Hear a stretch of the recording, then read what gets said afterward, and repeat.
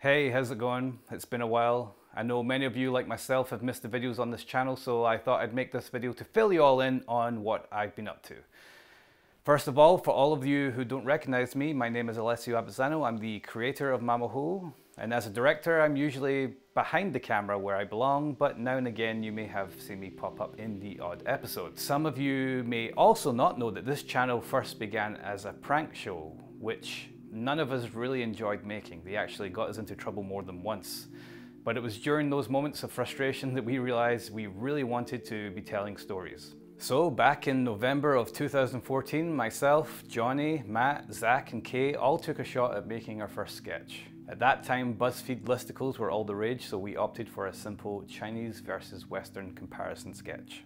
The response to those early sketches were huge, and we soon realized that this was going to work. And so Mamahuhu was born, and everything changed from there on in. News sites would talk about us and share our videos. The cast quickly went from local celebrities to being recognized across the world.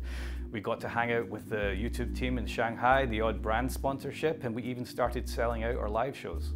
The New York Times wrote about us, highlighting our unique take on cross-cultural comedy. Andy got his special picked up by Comedy Central. Johnny was plucked up by DreamWorks. I was even listed in the Shanghai Time Out magazine's top 50 creatives of 2018.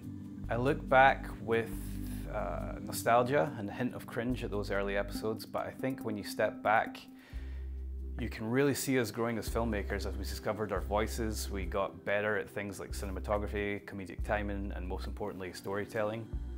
And while I did study film, Mamahuhu was my real film school. It allowed us to try things freely, and you, the audience, appreciated our tangents, our surreal takes on cross-cultural life in Shanghai.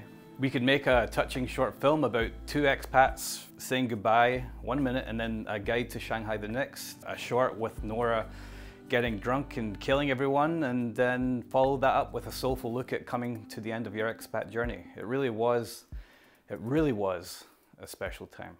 But things change, especially for expats. It's such a transient life that now most of the core team we made those stories with happen to be in different parts of the world. Personally, I moved back to Scotland in 2020.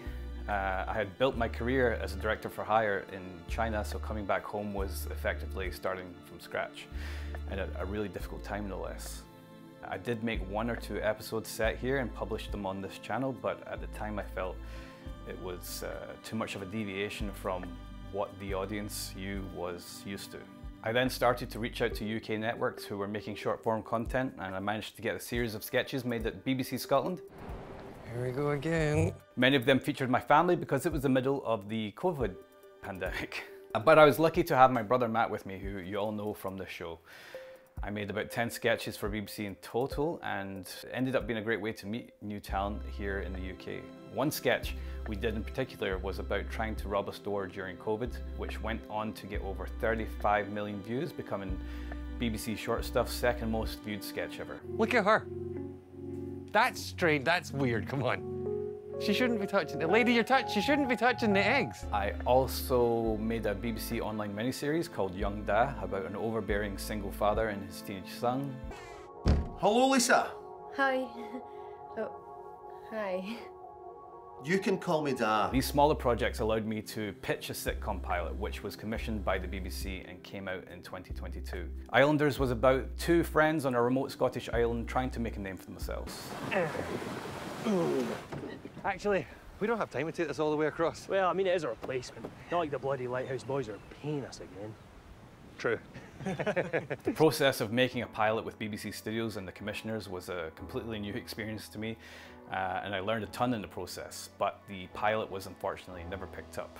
But it did go on to win Best in Writing at the Steerable Fest in New York, which was a huge deal to me, and in my opinion, showed that the concept could travel. So hopefully there's more on that later. On the other side of filmmaking, I have also been working as a commercial director for a range of brands, though my favorite jobs are when I get to work in comedy. One in particular was a social video for Motherwell Football Club, which was aimed in parody at Hollywood investors. Taylor Swift, give some dosh. That also went viral with millions of views. Tom Green shared it, that was cool. Since the Islanders pilot, I decided to launch my own indie production company called Mythic Picnic.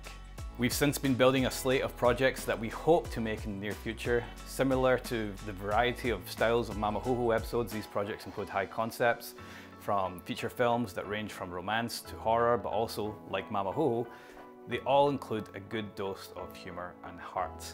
In the beginning, it was difficult to get the concept of an internationally set story out there. That was until White Lotus absolutely blew up. Now there's a huge interest in internationally set sitcoms, and it just so happens that we also have a pitch for making a series based on this channel. Heyo! Something we've always believed could really resonate, perfect for a streamer such as Netflix or Amazon. Originally we called it Expats, but then Nicole Kidman went and made a drama under the same name, so back to the drawing board with that title. The idea for a cross-cultural series is definitely on our roadmap, but before we get there, we've got some smaller, more immediate projects that we want to tackle.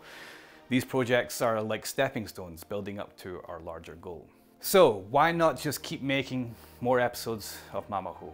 Well, the truth is, I always knew I wouldn't be making videos about China forever. I still aim to keep visiting China often, and still to this day, Shanghai is a second home to me. But like many of you, my life has taken me to a different place for the most part. Being multicultural, that aspect will always be a part of my work, but there are so many more stories I want to tell. Yet it feels wrong to just let this channel go dormant, especially when I'm still making things. I've been doing this for too long to consider anything else but filmmaking. So I thought, why not bring you along for what comes next? Making a mark in traditional media is tough, especially when you're used to the immediacy and the community of YouTube. It's a totally different world where you don't just get together with your friends and shoot a scene quickly before the security guard comes and chases you away. Hey. But maybe there is a way to combine the best of both, and together we could create something new. So I don't know, I debated for a while whether to leave this channel as it is or make this video. Your support over the years has meant the world to me, and I didn't want to shift directions without making sure it's something you would be interested in.